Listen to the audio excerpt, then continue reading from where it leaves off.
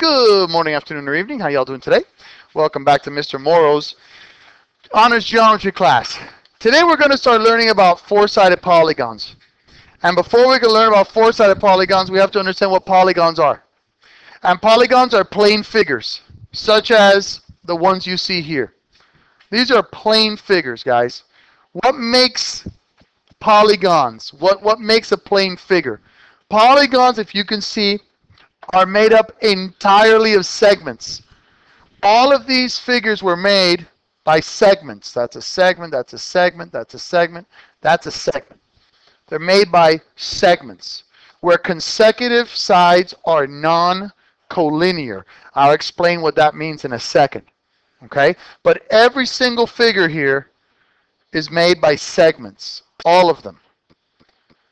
So any shape, any figure that is made from segments is a polygon.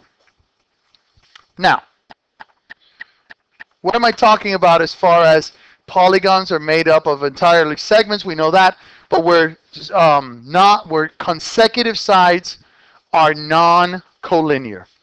If I tell you that BCDA is a polygon, that works out great. BCDA is a polygon because you have segment BC, you have segment CD, you have segment AD, and you have segment AB.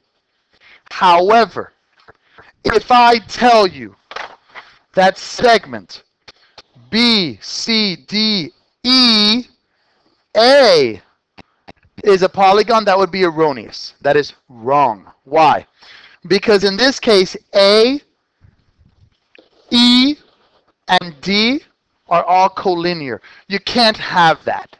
Okay? So this polygon exists as long as I call it BCDA.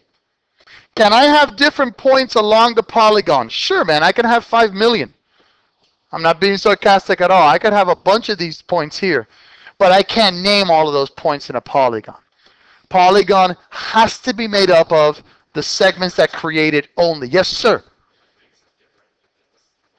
Well, what makes it different is the fact that polygons are made up entirely of segments where consecutive sides are non-collinear. So in this particular case, BC is a side. We got that. CD is a side. We got that. Now, EA, is that a side? No. It's collinear with D as well. You can't call that a separate side. Now, if I elevated that, if I had A, B, C, D, let's go E and then A. That we could do. A, B, C, D, E over here, then A, then we could do it. It has to be its own, each segment that creates the polygon has to be its own side. That's exactly correct. Yes, sir? So for you to name that polygon in green, you have to leave out the correct. To name the original polygon, which we had in green, we'll go back to it, you have to leave out E. E cannot be part of that. That's why this is the polygon, not this. I cannot have a side that isn't its own segments. Yes, sir. Can you still say polygon BCDA and then still have a point E there on the shape? Of course, that's what I just finished saying. You can have a bunch of points there, but you can only call a polygon or name a polygon by the segments that make up the polygon. You with me there? Yeah. Thank you, sir. Thank you, gentlemen. Great job. Now, what are not polygons? These are all not polygons. Why? Because they overlap here in this case. In this case, they cross. You can't have a cross. In this case, you have a curve. A curve is not a segment. A circle, it's a figure, but it's not a polygon. Here, you have a gap. You can't have a gap. And again, here, you can't have a crossing. Okay? Those are not polygons. Let's look at some more examples of not polygons and why. ABCD is not a polygon because polygons consist entirely of segments. These are the definitions that I'm telling you are very important. This is, here, CD is an arc. It's a curve. That is not a polygon. The next one, ABCD, is not a polygon because in polygons, consecutive sides intersect only at the end points. If I have this here, sure, I have an intersection, but only at the vertex or the vertices. Only at the end points do I have an intersection. I can't have a cross here like this. See this here? You can't have that. That is not a polygon. It's a figure, but it is not a polygon. Now, if I separated them, sure, I could have this, A, B, C, and then I can have another one here, separated, D, E, F. Sure, those are two different polygons. But once I have this intersection here and they're crossing, can't do it. Those are not polygons. And last but not least, this is a very good one. HIJK, which I will highlight in blue, HIJK, that's a polygon. That's golden. All right? HIJKL, I'll highlight it in red. HIJKL, that's a polygon. Awesome. HKL, which I will highlight in green, that's a polygon. That's all good. But HIJK, HJL, well, I messed it up. HIJK, HLK is not. What am I talking about? I'm gonna use a highlighter here. Okay, so you could see. If I say H, I, J, K, H, L, K, that is not a polygon. Why? Because each vertex must belong to exactly two sides. And in this case, for this guy here, H belongs to three sides. H would belong to side HL, to side HI, and to side HK. So that is not a polygon. Yes, sir.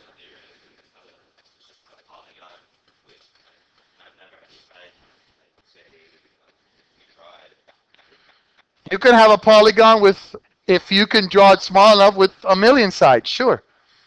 As long as each side connects only at the end points of each segment. Yes, sir. Very good. Good question, sir. Does that make sense? Promise? All right, let's move on. Yes, sir. No, there is not a specific symbol for a polygon. You call it a polygon. There'll be specific symbols for parallelograms, squares, rectangles, triangles, stuff like that. But not for a polygon. That's a good question, sir. Okay. In order to name a polygon, start at any vertex, continue naming each vertex by going either clockwise or counterclockwise. It's pretty simple. If I have, let's do a pentagon here real quick. Okay. If I have this pentagon and I go A, B, C, D, E, I can name this two ways. I can start at one vertex. Let's say I choose to start at B, just to change things up. I could call this B, C, D, E, A. Or I could call this B, A, E, D, C. So I can go clockwise, or I can go counterclockwise. What I cannot do is mix and match. I cannot go B, E, A, D, C. No, that will not be accurate, because that is implying then that I'm having a lot of crosses within the polygon. There are three types of polygons. A convex polygon. Everything that almost everything that we've seen here is a convex polygon. A convex polygon is a polygon in which each interior angle has a measure of less than 180. Okay? So if I draw, we already did a pentagon, let's do a nonagon. If I do a nonagon, believe it or not, I promise you, each angle here is less than 180 degrees. Has to be less than 180. Okay? You have a concave polygon. And a concave polygon is a polygon that can have one interior angle measure greater than 180, such as this bad boy right here. I have 1, 2, 3, 4, 5 sides. They're all made up of segments. It's a go for polygon. It is a polygon. However, it is a concave. Now, I'm going to go back in time. In elementary, they would have done a little dashed line here. And you see how this is kind of like a cave here? This part, it caves in. That's how you know it's a concave. Another way to know, this angle right here would measure 300 degrees. So it's greater than 180 degrees. Now, how do you know the total number of degrees inside any polygon? This is not in your book. I'm doing this because I want to help you. This is huge on the SAT. We're going to see this later on in more detail, but I always figured, why do they wait? So I wanted to add this.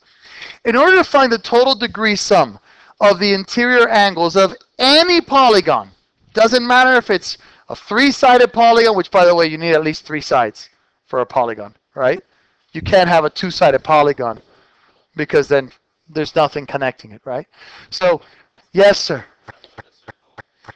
No, the circle's not a polygon because it's not made of segments, right? Not because it has 2 sides, but because it's not made of segments. Okay, so the total degree sum of the interior angles of any polygon at all, is n minus 2 times 180, where n is the number? No, is the number of sides. Okay, the number of sides. So we all know that a triangle has 180 degrees, right? We've learned that already, right? Well, let's prove it. 3 minus 2 times 180 is 180. We all know that a rectangle and a square has 360 degrees. Let's prove it. 4 minus 2 is 2 times 180, which equals 360. So in this particular case here, I had 5 sides. 5 sides.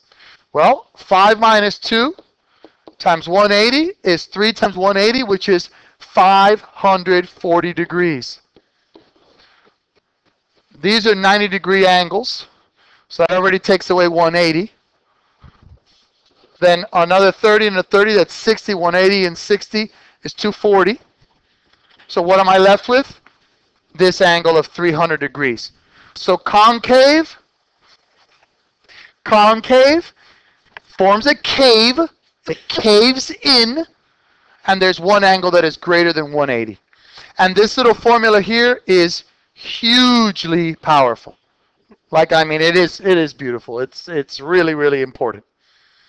Okay, a regular polygon. A regular polygon is not like a regular car or anything. No, a regular polygon is a polygon that has all equal or congruent side lengths and equal angle measures. So a square is a regular polygon because all sides are equal and all angles are equal. Remember how we learned about equilateral triangles? Right? Okay, I don't need to draw it, right? Equilateral triangle. If it's equilateral, that means that all sides are equal, and that's why all angles are equal. Remember equal angular and equilateral? Okay. So that's what a regular polygon is. Yes, sir. All regular polygons are convex polygons. All regular polygons are convex polygons. Very good. Very well done. Good job, my man. Yes, sir, they are.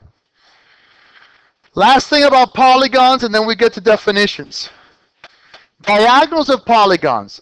Any segment that connects two non-consecutive, non-adjacent vertices of a polygon is a diagonal. So for example, they're already drawn out here, but you know me, I like to really show you the stuff in action, okay? If I go from here all the way across, that's a diagonal. And that's a diagonal. There are no other diagonals that I can do. Someone might say, well, wait, Mr. Morrow, how about this? Does that go from one vertex to another? So it is not a diagonal. Here, I have a hexagon. Got a lot of diagonals. I can come down this way. I can go from here to 2 vertices. I can go from here to 2 vertices. And I can come here. Okay? So from vertex to vertex, but not going along. Remember, it's non-adjacent, non-consecutive. So why do I say that? This is not a diagonal. That's a segment that created the polygon. You feel me? Yes, sir. Okay, this one will not be either because, okay, straight down, awesome. That's not a diagonal either. Go ahead, show me. From here to here. Oh, you know what? Good catch. Good catch. There is another one. Good job, son. I'm very proud of you. Yeah, this is also a diagonal. And this is also a diagonal. Absolutely, well done. They're all straight lines. But it comes from a vertex to a vertex, doesn't it? Is it okay? Does it fit the description? A segment that connects 2 non-consecutive, non-adjacent vertices. Doesn't this and this? Yeah, who cares if it's vertical? It's not going along the segment that created it, is it? Oh, I understand that, but that is a diagonal. All right? If you turn the figure to the side. Exactly. All right. Now, we've got a pentagon. We've got diagonal going here and here, a diagonal going here and here, and this diagonal here. And I think I caught all of them. Yeah. Okay? Does that make sense what a diagonal is? And you understand what a convex, concave, and regular polygon is? All right, now the fun part. Guys, this has to be committed to memory. But I mean like committed to memory. You have to write these out 100 times if you have to. It's not me, it's geometry. It's the way it goes. So let's get through it. And remember, just reading it or watching it is not going to make you learn it. I promise you that. You're going to have to write these out. You're going to have to actually make flashcards. You're going to have to study. A quadrilateral is just any 4-sided figure. Or, I'm sorry, that was wrong. Any 4-sided polygon. If it's got 4 sides, you can call it a quadrilateral. Now, there's a lot of different special types of quadrilaterals. A parallelogram is a quadrilateral in which both pairs of opposite sides are parallel. There's a lot more to this, which we're going to learn very soon, today. A lot more than that. But this is the basics. Yes, sir.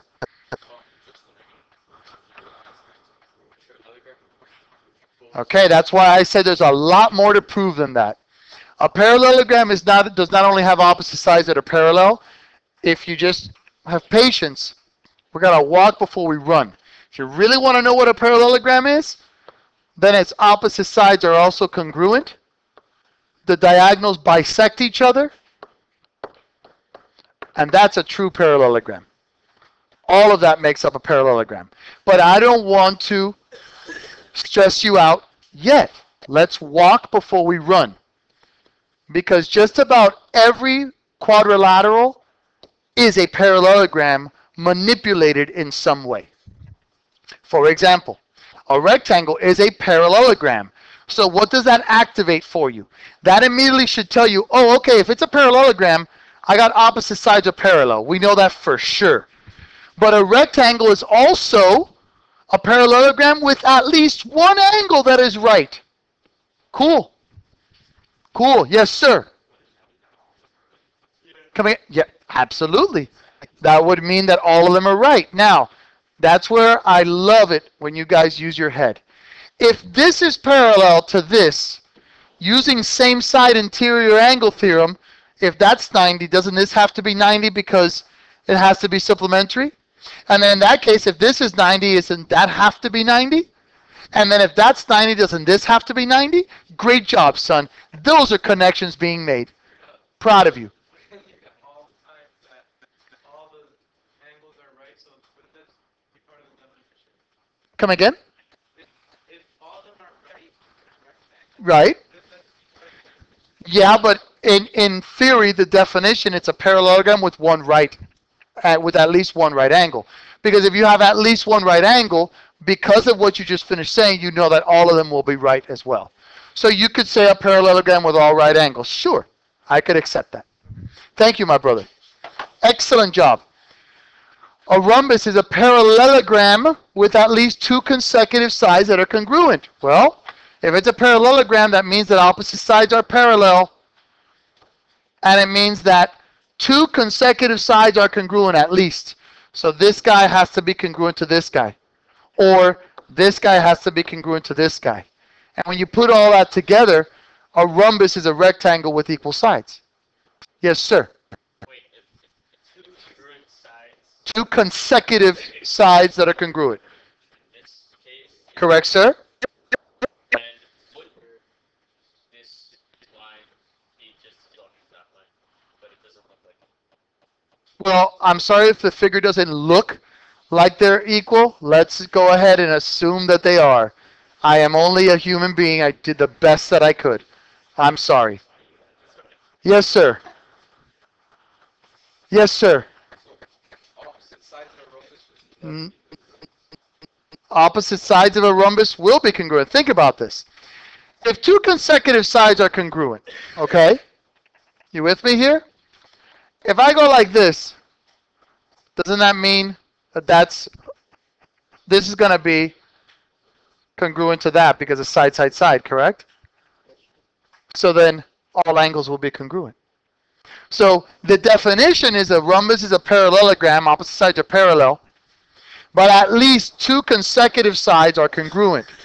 But if two consecutive sides are congruent, that means that all sides will be congruent. So a rhombus, in essence, is a parallelogram with all equal sides. Yes, sir. So if a rhombus is a parallelogram with all equal sides, Correct. it's like a rectangle. No, a rectangle does not say that it has all equal sides. Okay, thank you, my brother. Now, a kite. A kite is a quadrilateral. It's not a rectangle. It's a quadrilateral in which two disjoint pairs of consecutive sides are congruent. What does disjoint mean? Okay, see how there's a vertex here and a vertex here, right? We're not talking about this and this vertex, and I'm going to show you why. Disjoint sides mean this guy is congruent to this guy. This guy here is congruent to this guy. But they are not congruent to each other. So, bless you, son.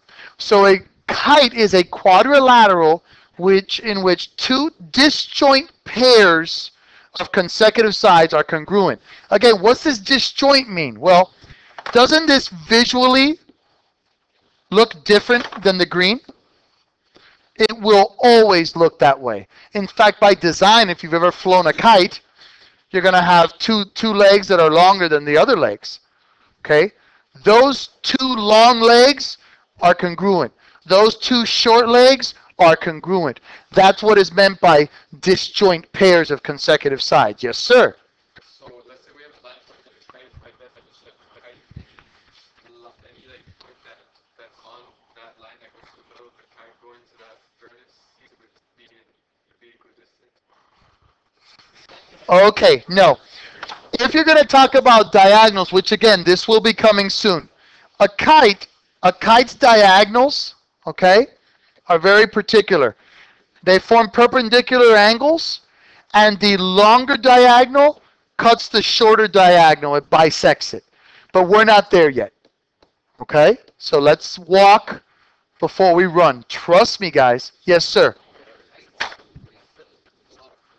We're going to have to prove a lot of things with these. Yes. A lot of things. Okay. A square. A square is a parallelogram that is both a rectangle and a rhombus. So what does that mean? That means that opposite sides are parallel. You have 4 right angles, and all sides are congruent. That's what a square is. It's a parallelogram that is both a rectangle and a rhombus. A trapezoid. A trapezoid is a quadrilateral with exactly 1 pair of parallel sides. So you're only going to have 1 pair of parallel sides. And I should have said opposite because that's really opposite. And the parallel sides are called the bases of the trapezoid. Doesn't matter how you call them. You can call this base 1 and this base 2, or vice versa. And then an isosceles trapezoid is a trapezoid with congruent legs. Remember what an isosceles triangle was. There was a base, a vertex, and 2 congruent legs. So an isosceles trapezoid has 1 pair of opposite sides that are parallel, but then the legs are congruent. Okay? In this case, in an isosceles trapezoid, you have the lower bases and the upper bases. Angle A and B are upper bases, and just letting you know, they're going to be congruent. And C and D are the lower bases, and just so you know, they're going to be congruent. A lot of similarity to isosceles triangles. If you remember, if the legs are congruent, then the base angles are congruent. Well, here in isosceles trapezoid, since you have the upper bases and lower bases, not only will the legs be congruent, but the upper bases will be congruent to themselves, and the lower bases will be congruent to themselves. Does that make sense, gentlemen? Yes, sir.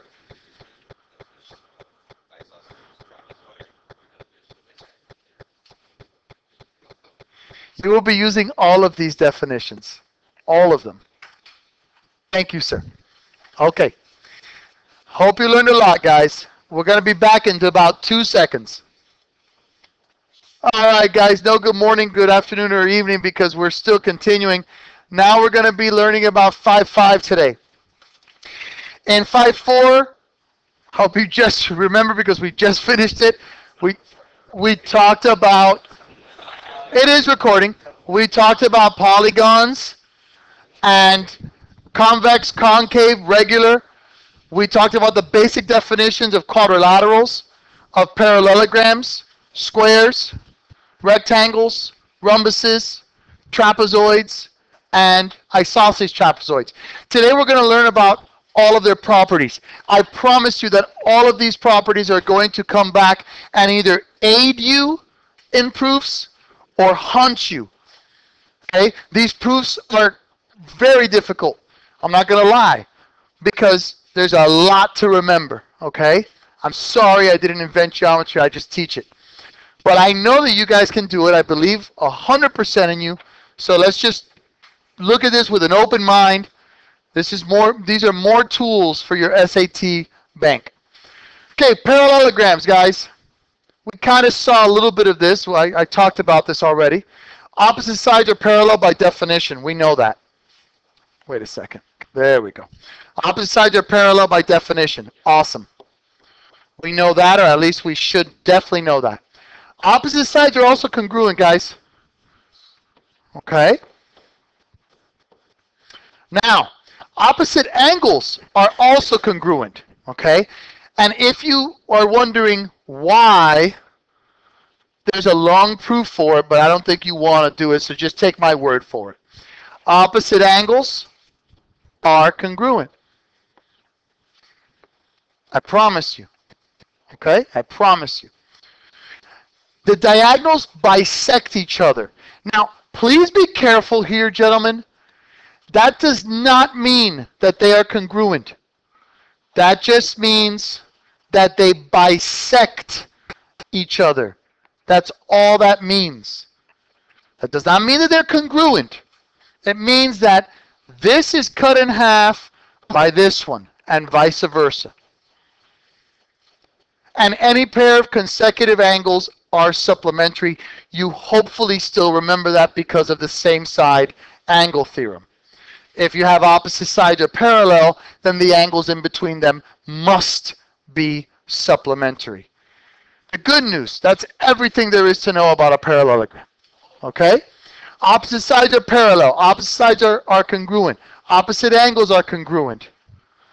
The diagonals bisect each other, and consecutive angles are supplementary.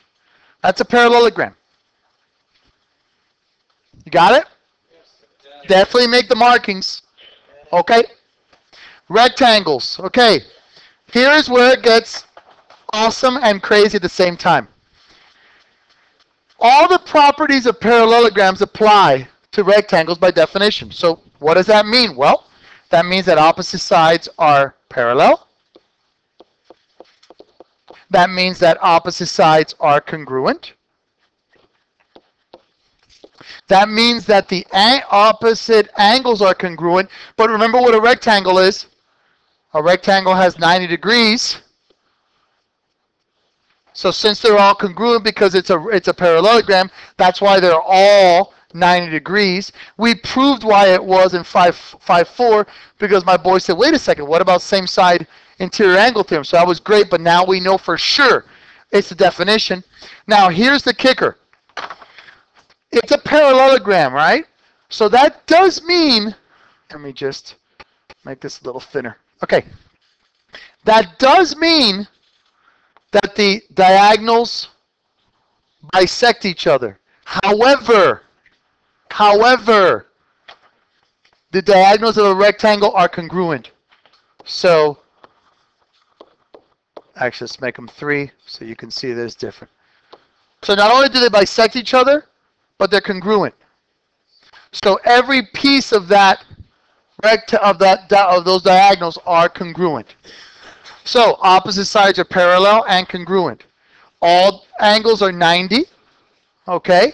And the diagonals bisect each other, but the diagonals are congruent. They're congruent. Okay? Does that make sense? And what's going to happen here is, if you think about this proof-wise, this angle is congruent to this angle because of vertical angles.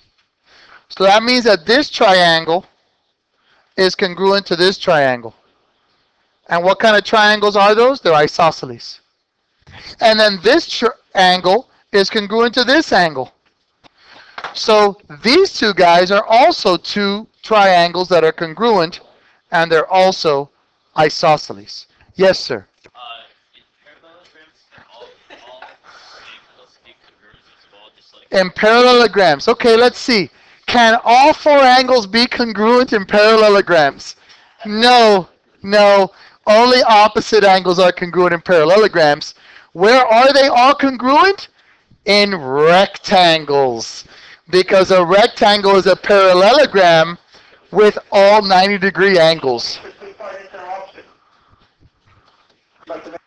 Okay, guys. So that is a rectangle. A kite. A kite. We already know about a kite, that its 2 disjoint pairs of consecutive sides are congruent by definition. So again, CB is congruent to BD, and AD is congruent to AC. Now, the longer diagonal is the perpendicular bisector of the smaller diagonal. Let's think about this. The longer diagonal is the perpendicular bisector of the shorter diagonal. So what does that mean? That means that if I have a point here, let's call it E, just for argument's sake, this segment CD gets bisected, and you create 4 90-degree angles there, okay? The longer diagonal is the perpendicular bisector of the shorter diagonal. And the pair of opposite angles attached to the shorter diagonal only are congruent. So that means this guy, angle C, is congruent to this guy, angle D. Not the other way around. It doesn't matter how hard you want it to be that way, but it's not, okay? They definitely are not. All right, does that make sense, gentlemen? Okay? So that should be pretty simple. You with me here? All right. Rhombus. All properties of the parallelogram apply by definition. So what does that mean? That means that opposite sides are parallel. Okay? Opposite sides are congruent, but in this case, all sides are congruent. So in other words, it's an equilateral, quadrilateral. All sides are congruent on a rhombus. We know that the diagonals bisect each other by definition of the parallelogram. Sorry, but they bisect each other in a very particular way. They are perpendicular bisectors of each other. Okay? But they're not like a rectangle. They're not congruent. The diagonals are not congruent. They are just perpendicular bisectors of each other. Okay? The diagonals also bisect the angles. Okay? We know that opposite angles are congruent by definition of the parallelogram. So this guy is congruent, C is congruent to A, but both C and A are bisected by the diagonal. And angle B is congruent to angle D over here. The D is hidden, sorry. But the diagonals bisect the angles. So the diagonals are perpendicular bisectors of each other, and the diagonals are angle bisectors as well. And the diagonals divide the rhombus into 4 congruent right triangles, if you can see by the markings here. Yes, sir?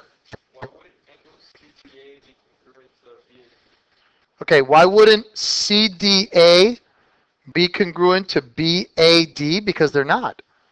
Because A is congruent to C, but A is not congruent to B. They're supplementary by definition of the parallelogram, but opposite angles are congruent, and they're also bisected by the diagonal. That's for sure.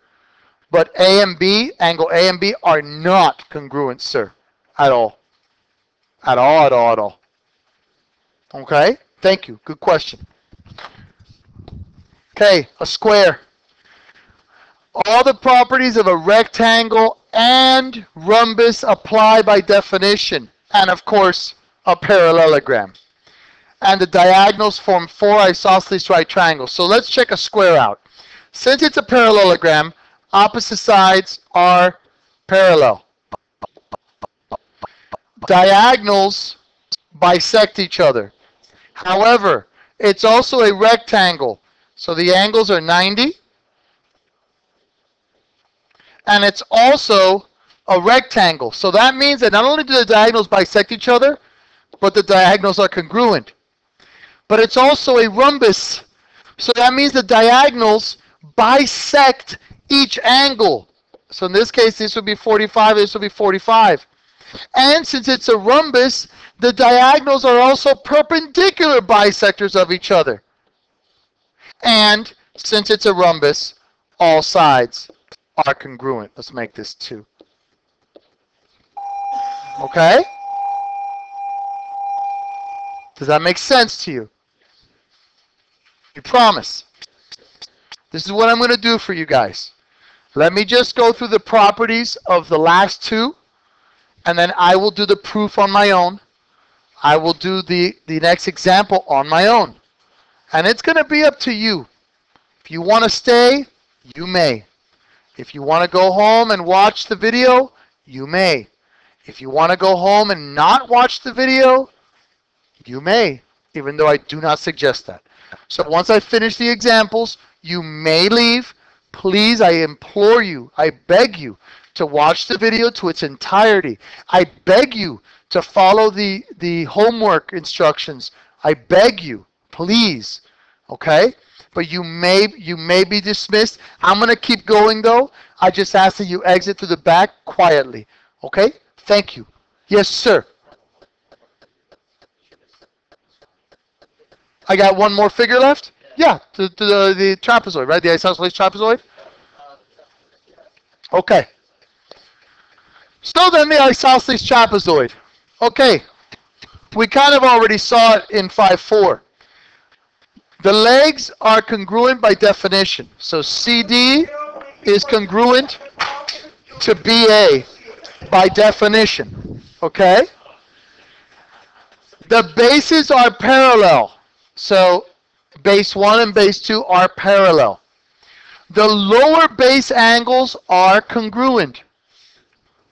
The upper base angles are congruent. And the diagonals are congruent. They do not bisect each other, gentlemen. No. But they are congruent. So how am I going to label that? Let's just go like this, just on one side, okay? They're both congruent. They do not bisect each other. They do not bisect each other, but they are congruent. And any lower base angle is supplementary to the upper base angle. Why?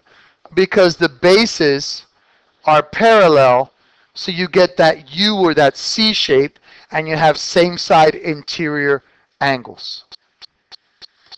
And that's it. A lot to remember, but it's not that bad. And think about it, it's not that bad if you know the parallelogram. If you know the parallelogram, the square is based on the parallelogram, the rectangle is based on the parallelogram, the rhombus is based on the parallelogram. So the only two different ones that you really have are the kite and the trapezoid, okay? Very intricate stuff. Again, I'm a man of my word. God bless you. Have a wonderful weekend if you don't want to stay. If you do, you're welcome to. No big deal. But I'm going to keep teaching. Just try to be quiet when you leave. And have a good, safe weekend, guys. God bless you all. Okay. So, how does this work? Well, in example 1, we got a proof. And proofs are pretty awesome. Okay, I know you guys love your proofs. In this proof, they're telling me that ABCD is a parallelogram.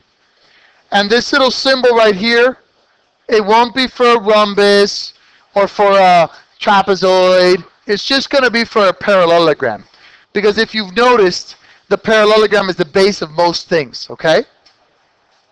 So I tell you that GHA is congruent to FEC, and that HB is congruent to DE.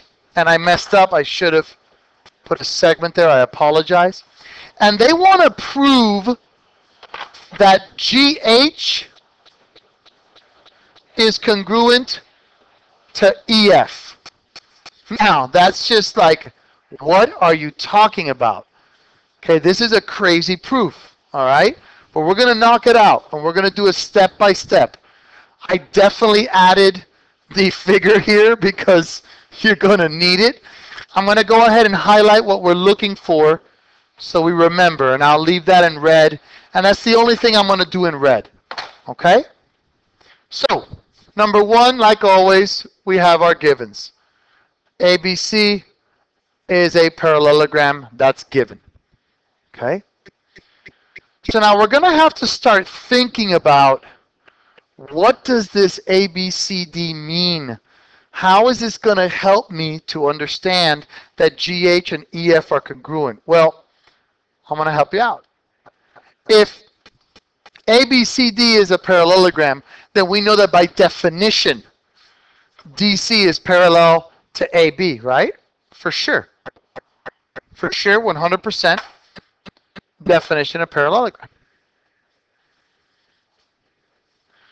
We also know that angle ECF, hold on, I don't like that it's jumping like that. Hold on, give me 1 second. Let me just extend this page so then I can hopefully move down as much as I want.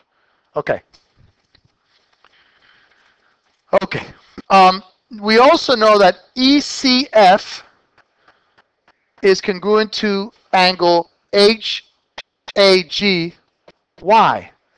Because of the alternate interior angle theorem. Remember that if we said that DA is parallel to CB, look at that Z. Use those letters that I taught you, that Z, that A, that F, and that U. Since we know that we have alternate interior angles, I can easily say now, and wait a second, look at what I did. Look at what I did to you guys. I totally messed you up, man, and I apologize. I labeled the wrong ones parallel, monkey. Oh, I'm a fool. DC is parallel to AB. I apologize. There's no excuse. Yeah, I'm sure you were confused because I'm a fool. I didn't do it the right way. Sorry about that, brother. So ECF is congruent to HAG. Now, because of alternate interior angles. Okay. DA is also parallel to CB, but that's not what we needed right now. Okay.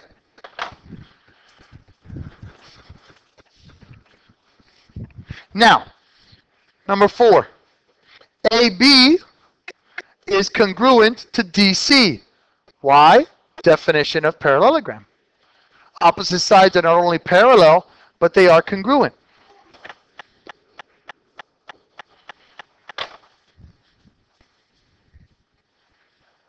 Does that make sense? Okay. This is a good proof. This is a tough proof. I'm not flying because I know you guys are writing and I don't want to stress you out. Okay. You ready? Next. HB is congruent to DE because it was given. So HB is congruent to DE because it was given.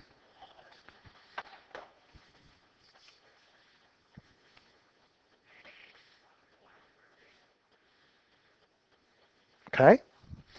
Now from here, HA is congruent to EC because of subtraction property. Here's where things come together. We had said that DC was congruent to AB. They gave us that HB is congruent to DE. So by subtraction property, it would make sense, right, guys, that EC is congruent to HA. You with me there? All right. May I continue? So that's subtraction property.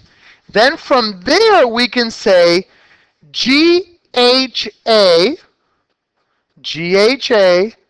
is congruent to FEC because it was given. So this angle right here is congruent to this angle right here because it was given. And now if I look at that, hopefully you say, whoa, wait a second, Mr. Morrow. You got two congruent triangles there. You got an angle, side, angle. Angle, right here, side, angle. Angle, side, angle. So from there I can say triangle GAH, which I will highlight in black now, should stand out, is congruent to FCE because of angle, side, angle. And then we're done with our proof. If they're congruent, GH is congruent to EF because of CP-CTC. Now, it takes time to be able to flow with this, guys. It does, okay? But I know you will be able to do it. And last but not least, not a proof, but just an application. VRZA is a parallelogram. They tell you that AV is 2x minus 4. They tell you that VR is 3y plus 5. They say that RZ is 1/2 x plus 8, and that ZA is y plus 12. They want to find the perimeter. What? What are you talking about? If you guys remember, parallelograms, opposite sides are congruent, right? So let's first solve for the x's. This guy has to be congruent to this guy. So 2x minus 4 must equal 1/2 x plus 8. I'm going to subtract 1/2 x to both sides. Actually, you know what I'm going to do? Nobody likes working with fractions. Let's multiply everything by 2 real quick. This is 4x minus 8 equals x plus 16. Makes life easier. Subtract x to both sides. Add 8 to both sides. So I've got 3x equals 24. So x equals 8. All right? So if x equals 8, 16 minus 4, that's 12. And this has to be 12 as well, and it is, because 1/2 of 8 is 4. 4 plus 8 is 12. Okay, we got two opposite sides. Now let's do the y's. Y plus 12 must equal 3y plus 5 by definition, because opposite sides are congruent. Subtract the y and subtract the 5. 7 equals 2y. So y equals 3.5. And if y equals 3.5, 3.5 plus 12 is 15.5. And 3.5 times 3 is 10.5 plus 10. That has to be 15.5 as well. You don't have to plug it in. That's the beauty. I'm just plugging it in to prove to you that opposite sides are congruent. But once you get one of them, and it told you it's a parallelogram, you better believe that it is. Now, it's good to also check just to make sure you didn't make an error in your math, but it is. So now the perimeter, 12 plus 12 is 24, and 31, so 24 and 31, 55 units is the perimeter. Thank you so much for hanging out with me. God bless you guys. Hope you learned a lot. Have a wonderful weekend.